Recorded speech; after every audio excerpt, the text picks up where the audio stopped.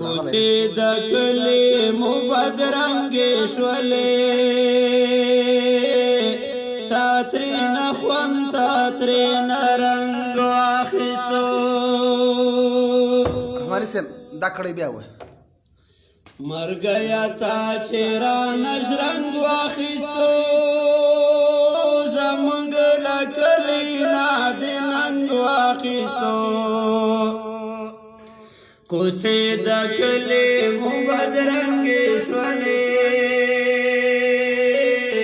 تا ترېنه خوند تا ترېنه رنګ واخیستو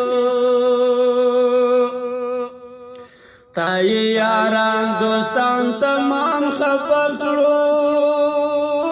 تا یې هم کلی هم د کام خفه کړو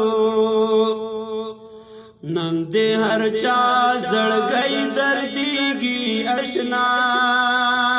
رحماني صاحب ماشاءالله ډېر خوندور اواز لري الله دې د عمر کې اواز کې برکت واچوي اشنا